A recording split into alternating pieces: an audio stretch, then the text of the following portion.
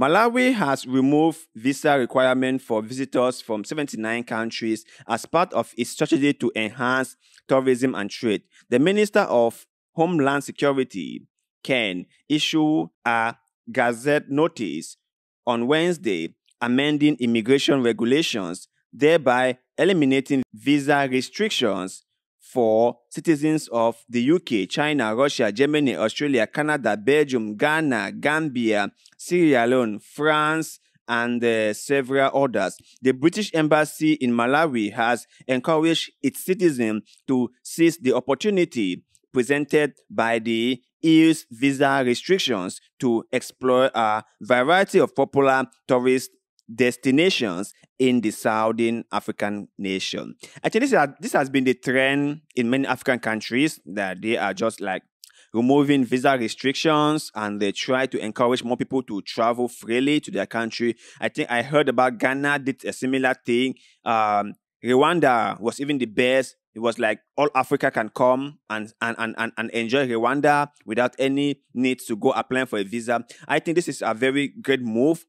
I believe that there shouldn't be any visa requirement for especially Africans who wants to visit any country in Africa, because we must be able to travel within Africa as much as we want. There must be a kind of like free movement of persons within the African continent. And I think that is going to create a kind of like connectivity among the people. So I hope that this move is being followed by other countries, and they too will start eliminating all these so-called visa requirements. But let's move to our next story for the day. After facing strong opposition from trade unions and business owners, the Ghanaian government has halted its proposal to impose a 15% tax on electricity. The decision, announced by the Ministry of Finance at the beginning of the year, aimed to levy the tax on domestic consumers served by the Electricity Company of Ghana and the Northern Electricity Distribution Company.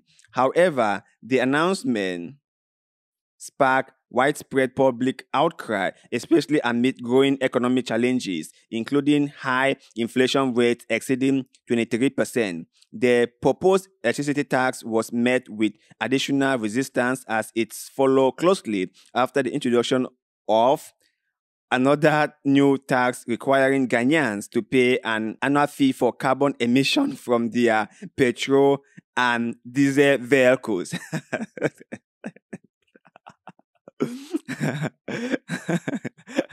Pardon my laughter. I have no problem with we paying taxes, right? If only our taxpayer dollar are being channeled to the appropriate direction. If we can get to benefit from the tax we pay. You know, the thing in Africa that gets me so sometimes angry is that what they do is the politicians, they only collect these taxes from us. In fact, they tax us and tax us and tax us, and we get little to nothing from all the taxes we paid. We do not have good social facilities like most countries with with the high taxes. We don't have roads. We don't have quality education. We don't have good hospitals. We cannot even get medication if we want. Some of our hospitals do not have doctors or nurses. Our roads are the worst. But yesterday, the government would tax us every single now and then. Tax for this, tax for that, tax for this, tax for that. And they collect this money and they just embezzle it. They just misappropriate it. They just put it in their personal pocket. And I understand that Ghana is going through a lot. The IMF is funding them. Like I said in the previous video, Ghana is on a life support. Without the support or the oxygen from the IMF and the World Bank, Ghana will go under. Ghana will go under. So the people in Ghana have to be very careful. The policymakers in Ghana must be very careful. And I know that these taxes are just a way to increase government income. But the government must be able to give something in return to compensate for the taxes that the people are paying to the government. That is how it is supposed to work. The citizen pay taxes to the government, and the government in return provide social benefits to the people. Unlike in Africa, where the government just collects and collects and collects, we get nothing in return. So why should we keep on paying taxes to the government when we don't get anything? So I'm happy that the people in Ghana came out and said, no, we've paid it more than enough. We cannot keep on paying whereby we don't get anything from the taxes we pay. It's not going to work. So they protest. And the government decided to let's shove this one for now. But African governments are very sneaky, okay? I think they're going to bring it out anytime soon. Just wait and see. So let's move on to our next story for today. The leader of South Africa's third largest political party addressed a crowd of thousands at Durban's Moses Machar Stadium on Saturday during the launch of the EFF's election manifesto. Julius Malema reiterated his support for the people of Palestine. He expressed solidarity with Russia, asserting that NATO is posing as Ukraine. Malema praised South Africans for their solidarity with Palestinians and urged continuous support against apartheid Israel.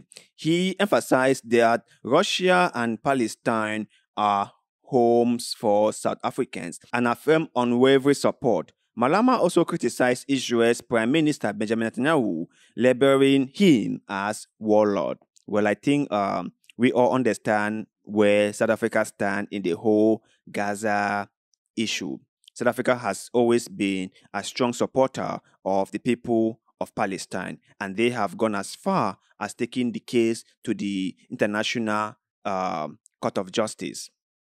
So we are just waiting to see how all this will unfold, and we can really see the hypocrisy of the West in full display. We can see that the West care only when it concerns them, right? But when it concerns other people, the West doesn't care, because if they really care about the people in Palestine, they would not sit back and watch Israel rain carnage on them.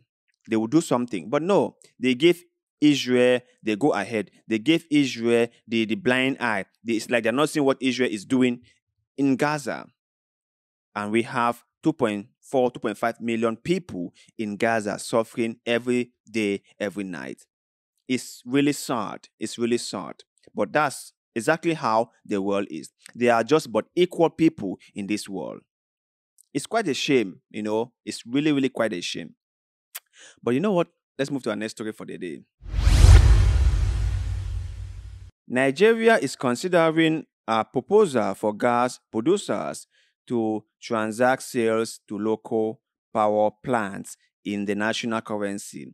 The Naira, in response to challenges posed by dollar shortages following a recent currency devaluation, with the Naira's value diminishing significantly over the past year. Firms are facing increased costs and difficulties in making dollar payment obligations. This currency instability is particularly impacting local operators, hindering their ability to procure gas supply.